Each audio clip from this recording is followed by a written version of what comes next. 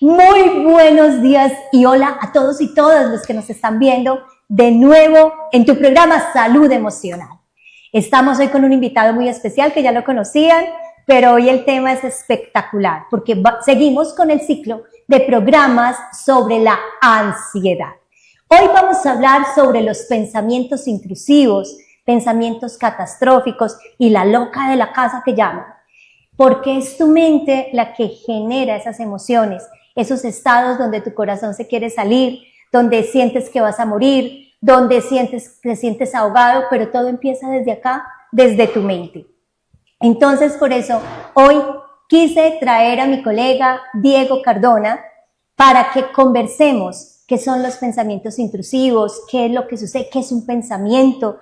Pero lo más importante, es importante que te quedes hasta el final del programa porque vamos a hablar de cómo frenar esos pensamientos en esos momentos en que tú sientes que no puedes controlar tu mente, que tu mente te controla a ti.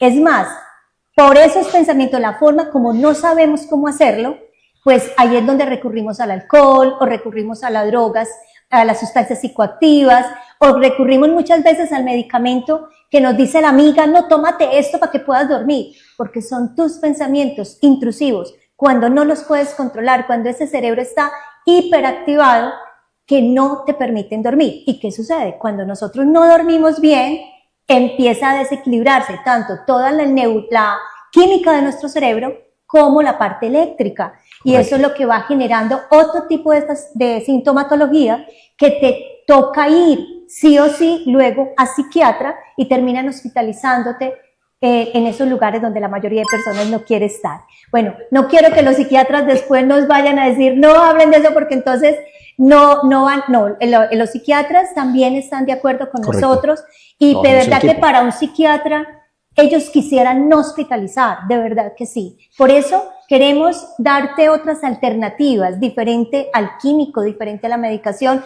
o diferente a la hospitalización, o de pronto trabajar en equipo con el psiquiatra para que tú mismo o tú misma puedas regular esos pensamientos, puedas darle freno a esa mente que se nos dispara y no tengas que recurrir de pronto a sustancias, a otra metodología que puede llevarte a un trastorno mayor. Pero no quiero avanzar mucho en el tema, no quiero ser yo sola la que estoy hablando, porque quiero darle la palabra a nuestro colega, a mi colega Diego Alejandro Cardona. Él es psicólogo, experto en neurofeedback. Les tenemos muchas sorpresas después de este programa. Este es el segundo programa sobre ansiedad, pero vamos a seguir hablando sobre el tema con otras sorpresas que hoy no se las vamos a contar para que sigan conectados con nosotros. Diego, bienvenido. Muchas gracias, Adriana. Gracias por la invitación y gracias a todas las personas que se conectan, que están viendo esta transmisión, que la verán después también a través de internet, del canal de YouTube, porque creo que son temas que actualmente son supremamente relevantes. Te doy un dato. En un estudio que se hizo hace poco en los Estados Unidos, el trastorno de ansiedad generalizada es el trastorno de salud mental por el que más recurren las personas a consulta. Hay alrededor de 40 millones de casos registrados cada año nuevos, ¿sí?, de ansiedad generalizada. Y estamos hablando de que es una pandemia en temas de salud mental que viene arrastrada por unos temas de estrés social que se están acumulando. Las personas cada vez piensan que mi vida es mejor si produzco más, si genero más dinero, si genero más cosas, si tengo más cosas, porque ese es el flujo en el que el mundo nos está metiendo todo el tiempo. Y resulta que no nos damos cuenta de que eso nos está arrastrando a pensar en cosas que no podemos controlar, que no podemos prever, pero que nuestra mente cree que sí. Entonces, supremamente relevante estas conversaciones, Adriana. Tienes toda la razón. Si tú te vas para internet y tú colocas solamente la palabra, googleas la palabra ansiedad, es la más buscada. O sea, total. Es impresionante cómo se evidencia la necesidad en este momento de las personas sobre conocer sobre qué es lo que nos está sucediendo. Y ¿sabes qué es lo más maravilloso, Diego? Que ya se puede hablar del tema. Hay mucho que se ha investigado sobre el tema, porque yo creo que podemos hablar ya que esto es una no pandemia, sino cuando ya cubre a mayor Sí, eso es una pandemia global. Una pandemia global sobre salud mental que empieza por la ansiedad. Pero, Diego, la ansiedad tiene una madre. Y la madre es el miedo. Estamos viviendo en la era del miedo. Y como lo decías tú, el miedo a no tener, el miedo a no... A ver, ¿qué es lo que sucede? Si tú no eres reconocido en un trabajo, te sacan.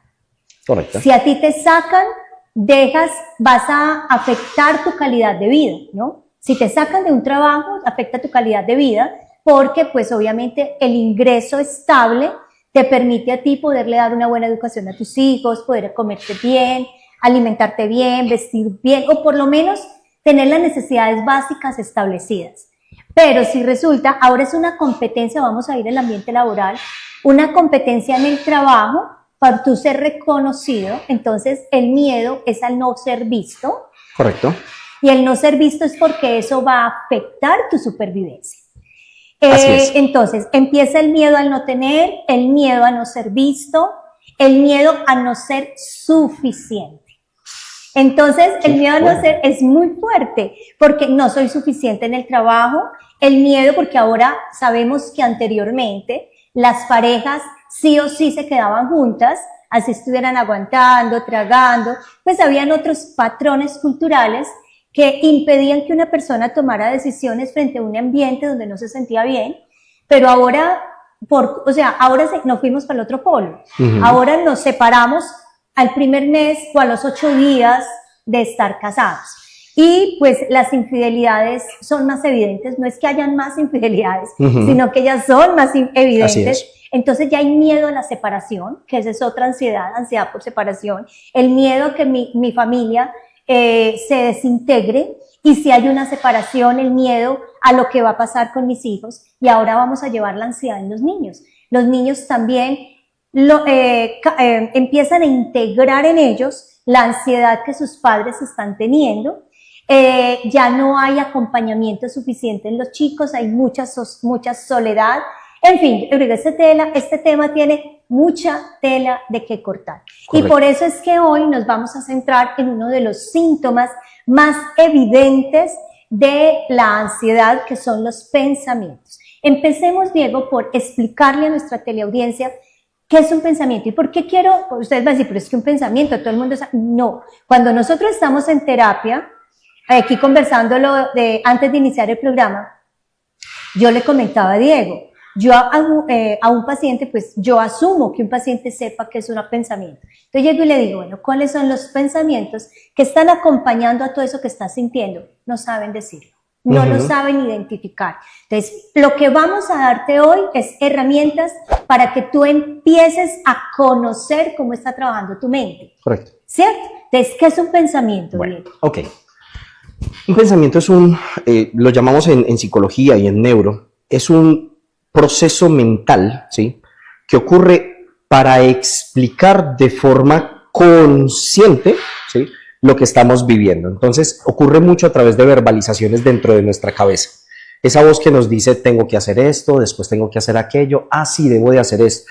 Pero resulta que esos son los pensamientos de los que nos damos cuenta. Entonces tienen que ver con pensamientos conscientes y verbalizaciones.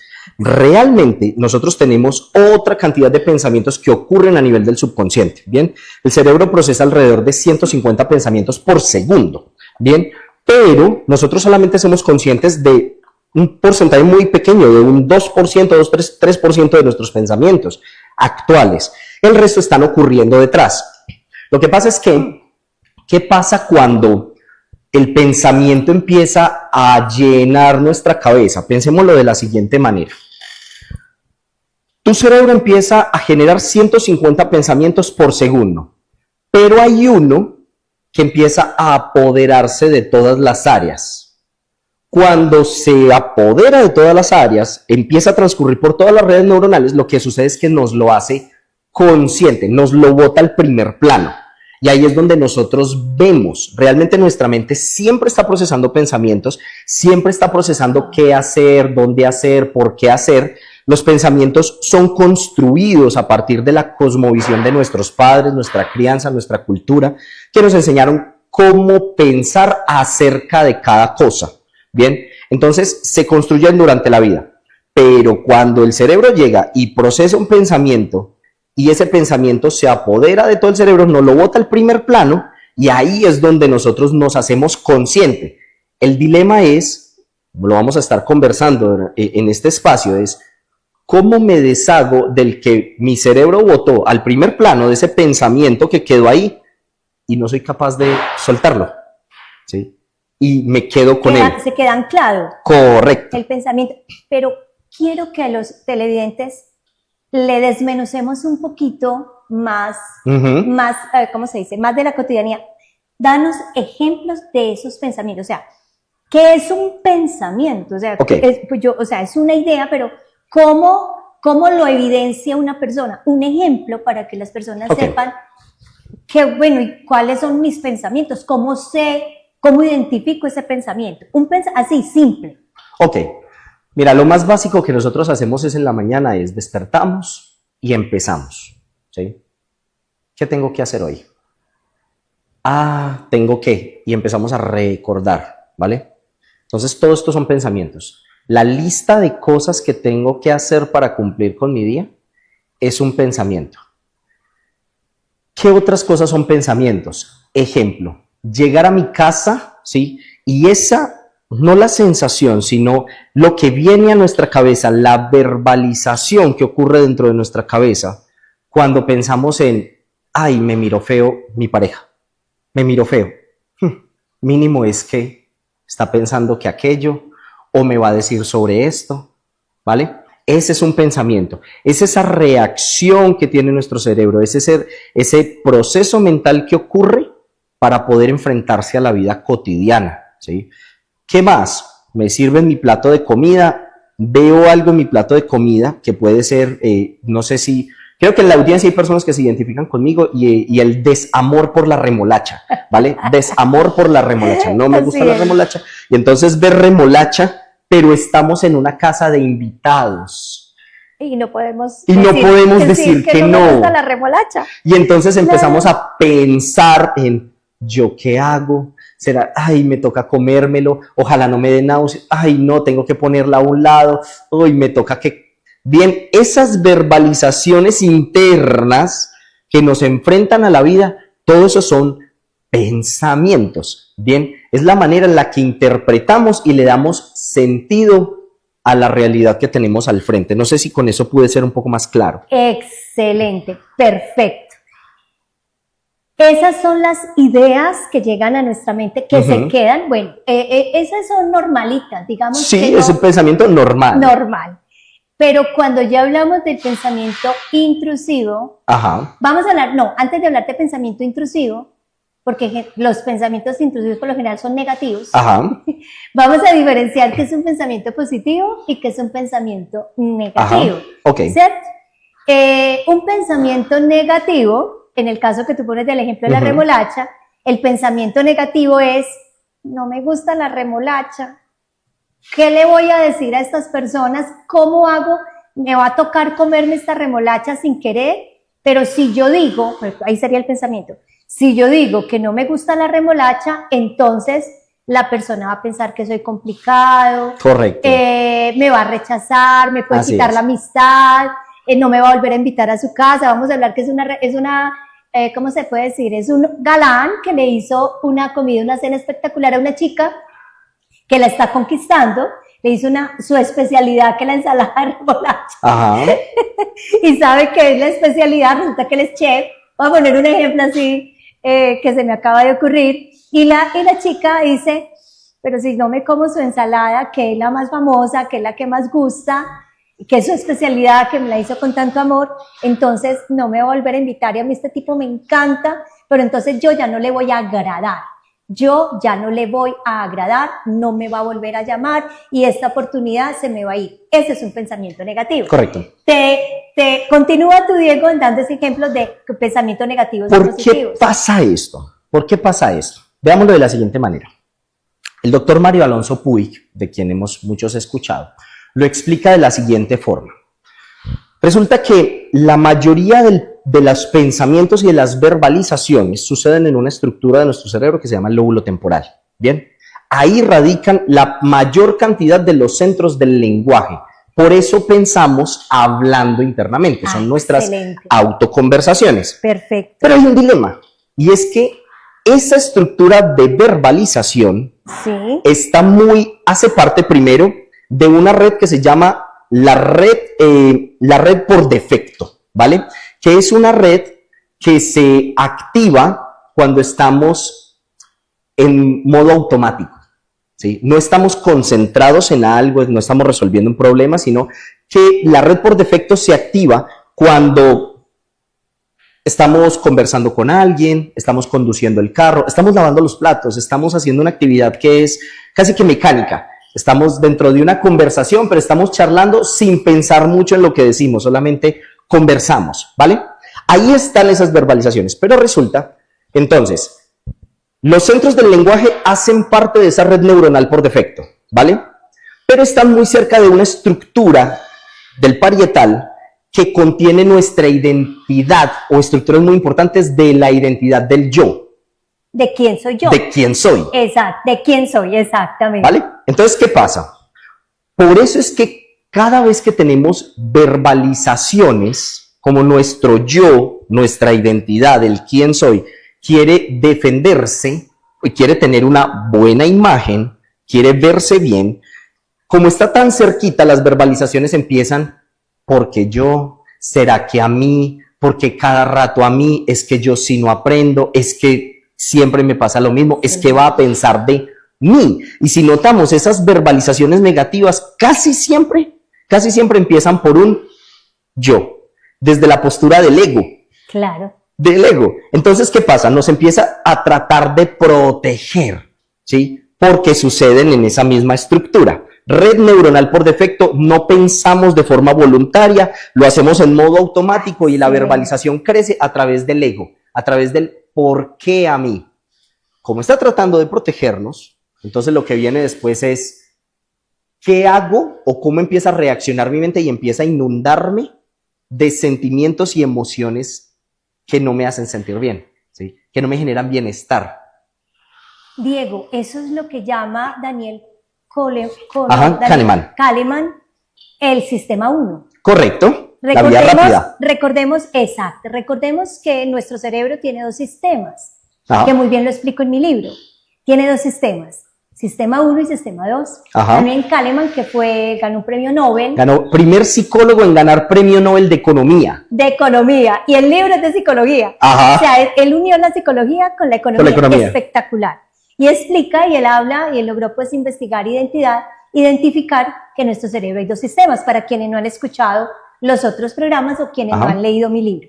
Entonces, el sistema 1 es ese sistema que te protege de que tú no te salgas de lo que ya conoces. Correcto. De tu zona de confort, porque aunque tu zona de confort muchas veces no es lo que te proporciona bienestar, es lo que te hace sentir seguro, ¿ya? Por ejemplo, voy a decir algo supremamente ilógico para muchas personas que nos van a escuchar, pero así funciona el cerebro. Un niño crece en un ambiente de violencia intrafamiliar. Todo el tiempo ve que el padre golpea a la mamá. Él aprendió, lamentablemente conoció, que el amor es a golpes. Entonces, eso es lo que está codificado en su cerebro. Eso está grabado en su cerebro, está programado en su cerebro así. Por lo tanto, es muy común que este joven, cuando crezca y empiece a tener relaciones afectivas de pareja, o sea un golpeador, o sea una persona que es golpeada por su pareja. Eso es lo que conoce. Correcto. Eso no le genera bienestar.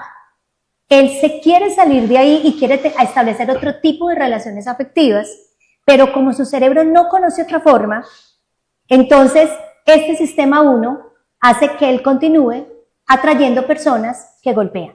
¿Estoy en lo cierto, Diego? Sí. Exactamente. Sí. Entonces, ese sistema 1, así tú te quieras salir de ahí, así tú quieras cambiar tu vida, va a generar lo que Diego está diciendo. Correcto. Para que tú continúes ahí. Pero ahora sí. Pues sucede porque es lo que ese niño conoce. ¿sí? Exacto. Entonces no le permite salir, porque salir de ahí es salir a un ambiente desconocido, incluso un ambiente de amor, afectuoso, de abrazos, de comprensión, de diálogo. Es un ambiente peligroso para un niño y para un cerebro que aprendió a que el mundo del amor es a golpes. Entonces, amor, comprensión, eso es peligroso. Más bien me quedo en este mundo porque es lo que ya conozco. Y es lo que me da seguridad. Correcto. No bienestar, pero sí seguridad. Ahí nos podemos devolver un poco a algo que mencionabas hace un rato. Lo que pasa es que son mecanismos de supervivencia. Quiero recordarles a todas las personas que ven este contenido, que nos están viendo en este momento, que nuestro cerebro, lo decía alguien en algún momento, a tu cerebro no le importa que tú seas feliz, solo que te mantengas vivo, ¿vale? Vivo. A tu cerebro no le importa tu felicidad, a tu cerebro le importa tu supervivencia. Entonces, para asegurar la supervivencia, el cerebro tiene una campanita. Esa campanita es muy diminuta, tiene el tamaño de un arroz. De hecho, son 2 en cada hemisferio cerebral, que se llama la amígdala. Bien, es una campanita que vibra cada vez que percibe peligro, ¿vale? ¿Por qué no servía antes? Volvamos en el tiempo a 10.000 años atrás. Entonces somos seres humanos que apenas estamos construyendo primeras civilizaciones, pero tenemos que cuidarnos de que no nos coma un oso. Bien, lo que pasa es que el cerebro humano, o más bien la sociedad, el mundo, nuestro ritmo de vida ha evolucionado de una forma muy rápida y nuestro cerebro no. Nuestro cerebro no evolucionó tan rápido, no cambia tan rápido como cambia la sociedad y la cultura. ¿Sí? Por eso el impacto de lo que estamos viendo ahorita con Internet en la salud mental, ¿bien? Y redes sociales en la salud mental. Porque todo evoluciona muy rápido, pero nuestro cerebro no va a esa velocidad. No, porque no está diseñado. Correcto, no está diseñado para crecer a esa velocidad. Entonces, ¿qué pasa? Tenemos esa campanita que todavía se activa con el miedo, ¿bien? Pero ¿qué pasa? Ahora nos da miedo perdernos una notificación y responder tarde un mensaje de WhatsApp. ¿Qué más nos da miedo? Nos da miedo que alguien, mira, cosas tan sencillas, los niños están sufriendo por esto, porque nos da miedo que nos digan, que nos pregunten, por ejemplo, ay, ¿viste el último meme? ¿Viste el video de fulanito? Y que yo diga, no lo he visto. Porque eso nos saca del círculo social. Me da miedo a no pertenecer. No pertenecer. Porque si yo ya no pertenezco, no va a tener el afecto de mis amigos. Claro. Entonces, hace 10.000 años, esa campanita debía de vibrar porque veíamos un oso y había que correr del oso. Pero realmente, ¿qué tan peligroso es no responder un mensaje de WhatsApp en los primeros 5 minutos? No es nada peligroso, pero para nosotros y en nuestra sociedad actual, sí es peligroso. Es más, Diego, eso genera conflictos y peleas de pareja. Total. A mí me ha pasado, yo les quiero compartir, mi pareja sí me reclama y hay veces ofuscado que porque yo no le respondo rápido. Y eso genera un conflicto entre los dos. Total. Entonces, ¿qué pasa? Esta campanita en el tiempo actual, esa amígdala cerebral, está desregulada y se desregula cada vez más porque cada vez asumimos que hay cosas que son peligrosas que realmente no lo son. Entonces nos obliga a vivir en las consecuencias de cosas que no han sucedido. Porque eso es el miedo. El miedo nos ayuda a prever que puede haber un peligro y que yo tengo que moverme. Entonces, ¿qué pasa? Mensaje de celular donde yo me lo pierda, ¿qué tal qué?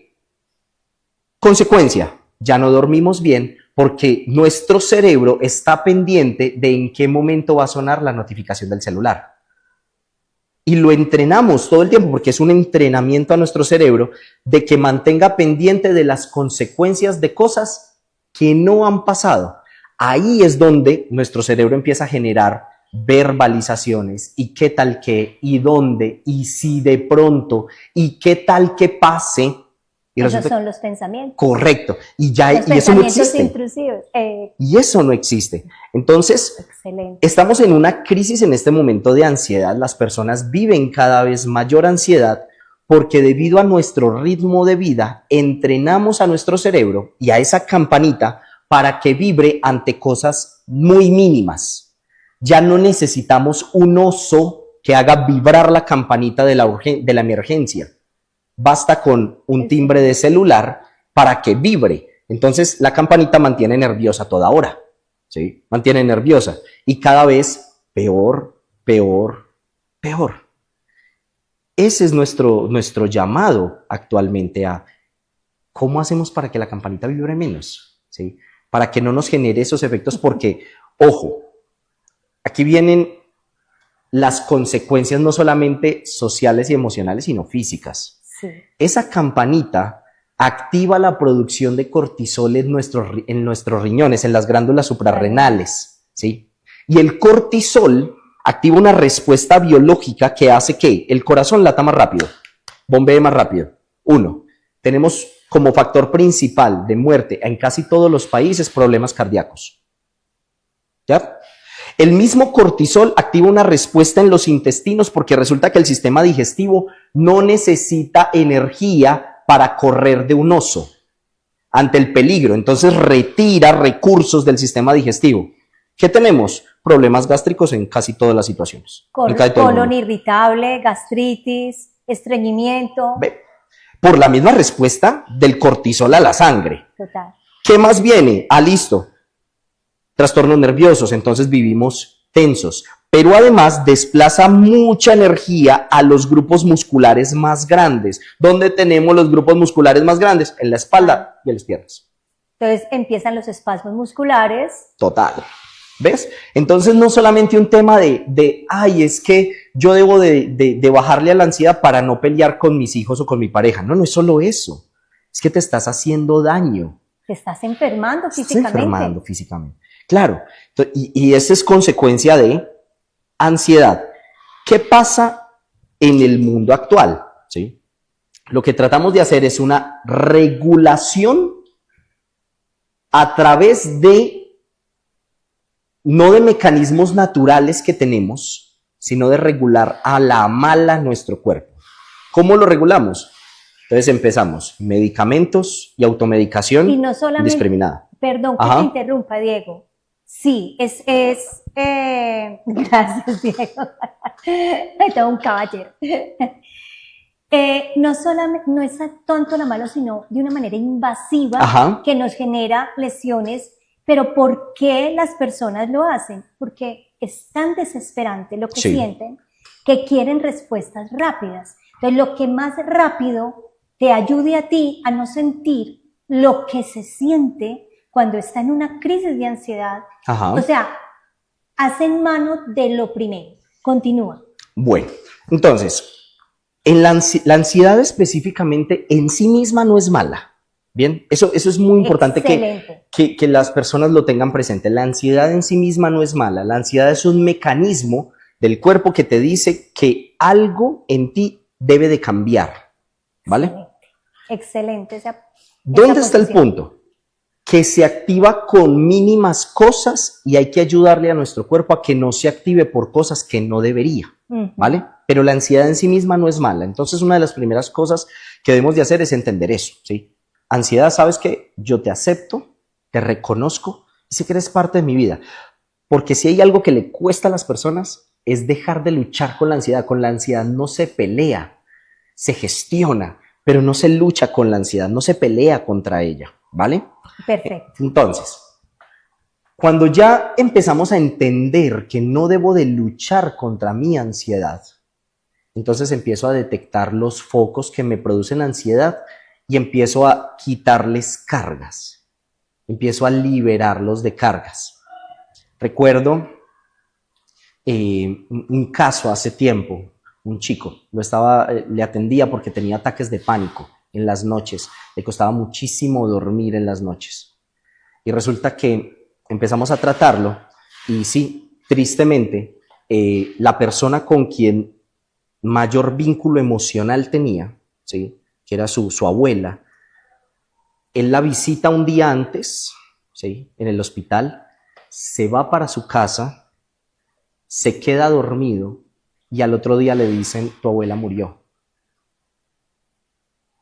Y eso le genera un anclaje emocional, le genera lo que para Antonio Damasio se llama un marcador somático, le genera un marcador en su cuerpo que le dice, cuidado con dormirte porque algo malo puede pasar. Uy. Y queda ahí. ¡Tac! Excelente. Voy a clarificar un poquitico más para quienes no están muy familiarizados con los términos psicológicos. cuando tú hablas de un marcador somático, es que para este chico, este caso clínico, para este chico, como cuando despierta y le dan esa noticia que le genera un dolor tan fuerte, entonces su inconsciente, su cerebro, graba, no consciente, porque de pronto no sé qué edad tenía el chico. No, tendría 14 años, 13 años, de hecho, más o menos. De todas maneras, ya a esa edad, pues, y sobre todo los chicos de ahora, los jóvenes de ahora, que son tan inteligentes, pues ves, es que no es lógico, que pues no siempre que yo me vaya a dormir, o sea, desde su consciente, desde su racionalidad, pues él no va a decir, ya sé que cada que me duermo va a pasar algo malo. No, eso lo graba el inconsciente. Correcto. Entonces, como eso queda grabado en el inconsciente, es un patrón, es una impronta que así funciona nuestro inconsciente. Entonces me imagino que cada vez que el chico se iba a dormir, esa amígdala inmediatamente, como dices tú, vibraba, se activa y le dice alerta, alerta, alerta. Alerta, correcto. Se graba en nuestro cuerpo. Se graba. O sea, es que se graba. Recuerda que nuestro sistema nervioso y nuestra mente, que eso es una de las cosas más interesantes de los últimos años en neurociencias, es que nuestra mente no reside solamente acá. Nuestra mente reside en todo nuestro cuerpo. Excelente. ¿Ya?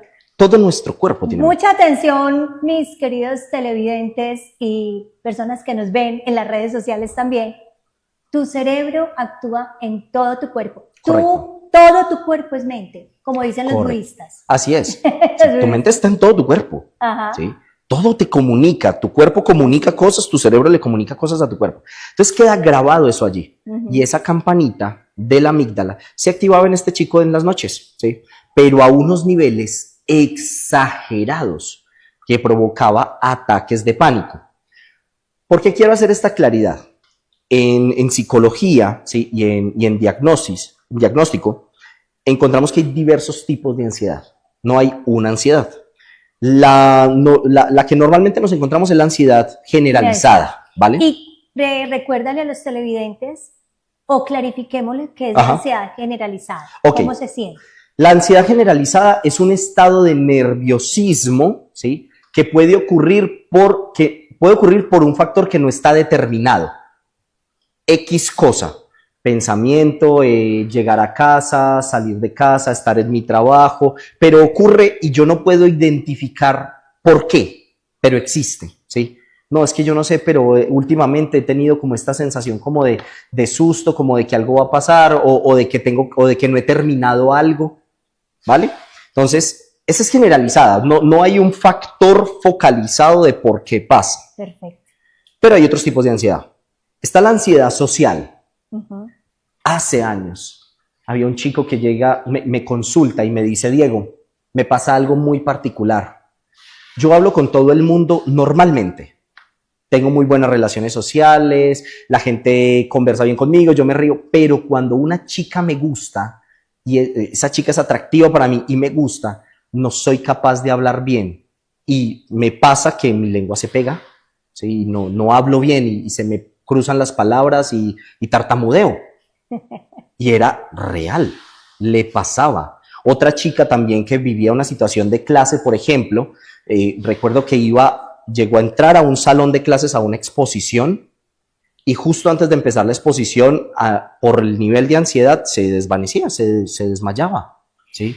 O le daba náuseas. Yo tuve una paciente que cuento el caso en el libro, de cuando tenía excelente brillante, yo creo que en algún momento les hablé de ella, brillante, como estaba haciendo una especialización, brillante en sus notas, pero cuando tenía que exponer se bloqueaba.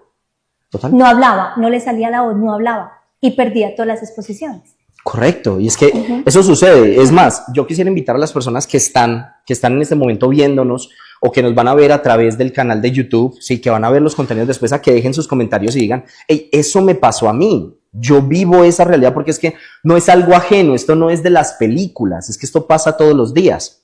Entonces tenemos ansiedad y esa es una ansiedad social, ¿sí? Es una ansiedad por no saber cómo relacionarse, ¿vale? Tenemos las fobias como tal que están dentro del espectro de la ansiedad y he tenido que atender personas con diferentes tipos de fobias. Ejemplo. Tuve un caso de una paciente que No podía consentir, ¿sí?, observar ni siquiera en televisión un ratón, porque entraba en pánico, le daba mucho miedo. Y quiero que diferenciemos entre fobia y miedo. Ajá. ¿Sí? Para Correcto. que por favor dé la diferencia cuando se identifica la fobia, cuándo es fobia y cuándo es miedo. Al ratón, vamos a poner el ejemplo del Correcto. ratón, y también quiero que coloques el ejemplo de las alturas, por ejemplo, que yo tengo en este momento Así un es. paciente con esa fobia. Mira, en el caso el miedo en general es una emoción que todos podemos percibir y nosotros podemos regular ese miedo.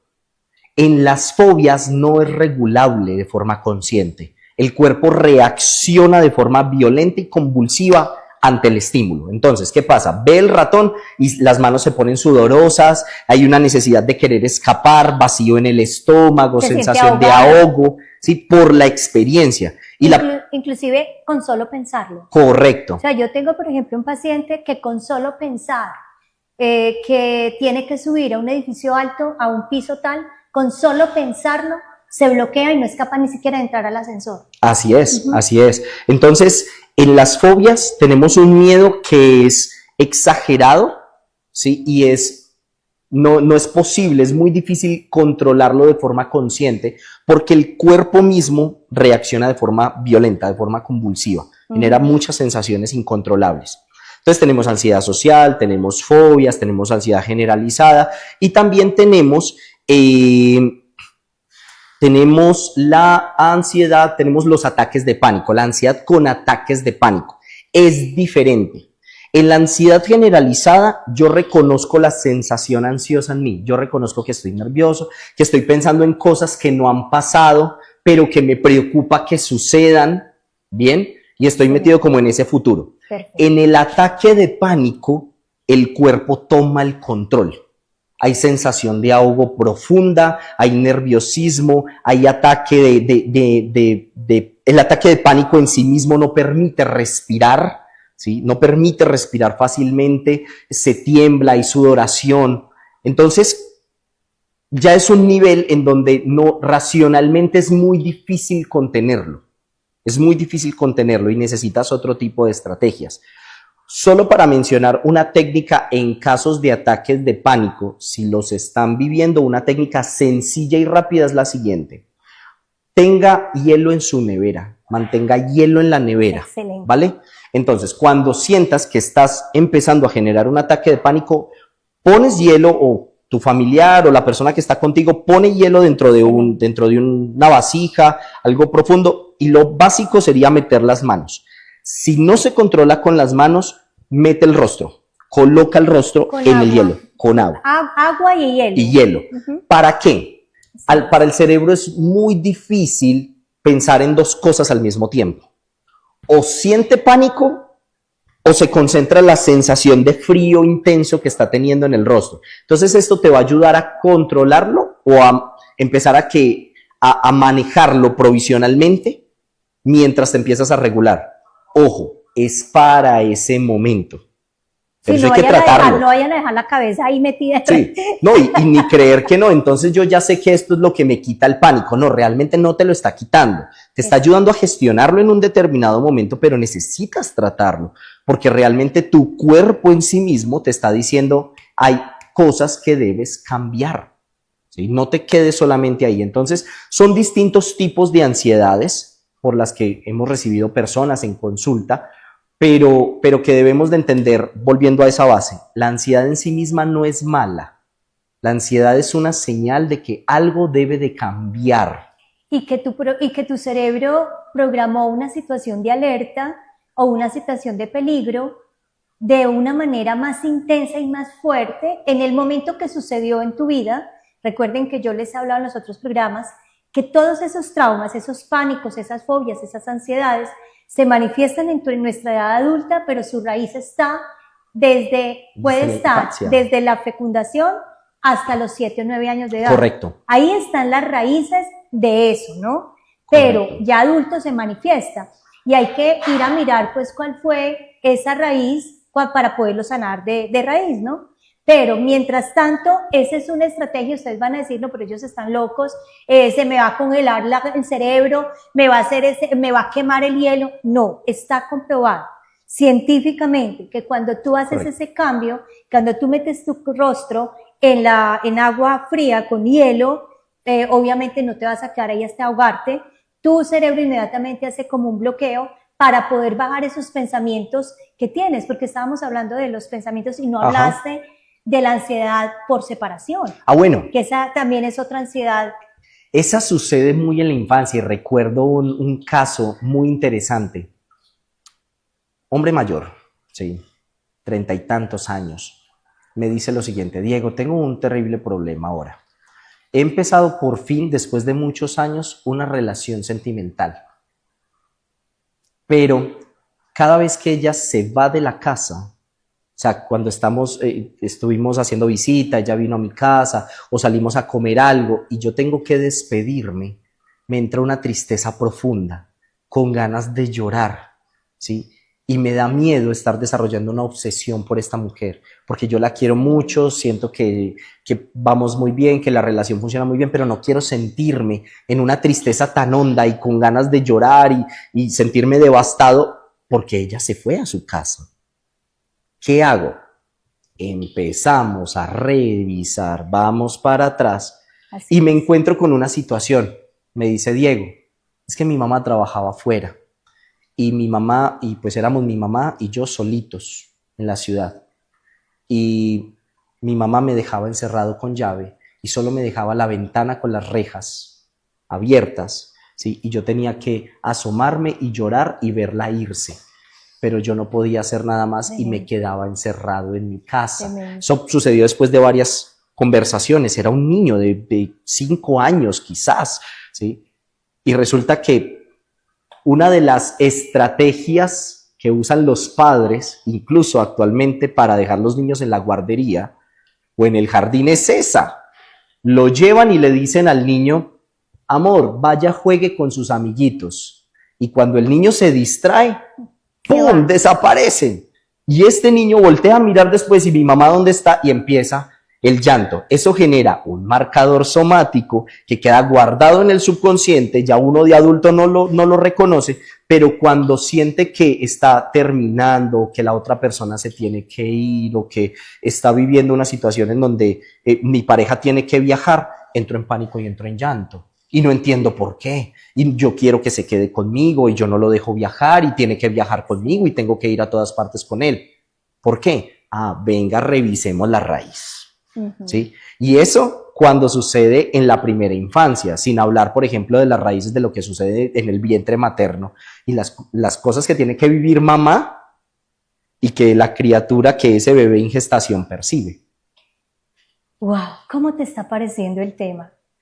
Si te has identificado con alguna de estas realidades que estamos contando, por favor, déjalo en los comentarios.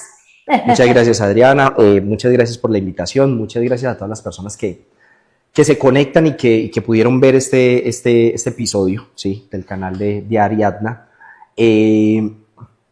Hacerle la invitación, como comentaba hace unos minutos a Adriana, y es a volver al presente, ¿sí?, a aterrizar en el aquí y en el ahora, porque, de nuevo, como se lo digo a todas las personas con las que comparto, a mis pacientes, es lo único que tienes, no tienes más. Este momento es un milagro. Este instante es un milagro. Nuestra existencia, que a veces por egocentrismo creemos que somos tan fuertes, si lo analizamos bien, somos muy frágiles. Lo acabamos de ver. Sí, somos muy frágiles. Así es. Así que este momento es un milagro, ¿sí? Es un milagro y no nos queda más que disfrutar eso. Este momento. Si podemos hacer eso, creo que vamos a crecer muchísimo en nuestra vida emocional, en nuestra vida social y en todos los proyectos que estamos desarrollando y que por bendición y gracia de Dios Él nos va poniendo en el camino. Entonces, gracias por acompañarnos, gracias, Adriana, por tu invitación. Espero me vuelvas a invitar. Entonces, esto fue un Claro tema que sí. de todos, no sé qué me pasó, pero De que eres gustosísimo. humano y que estás vivo. Gracias, Adriana. Esa es la realidad. De todas maneras, sabes que cada 8 días estamos contigo, entregándote más temas para ayudarte a ti a que te hagas cargo de tu salud emocional. Porque tu salud emocional es un tesoro y está en tus manos. Un gran abrazo, que Que Dios los bendiga y chao, chao.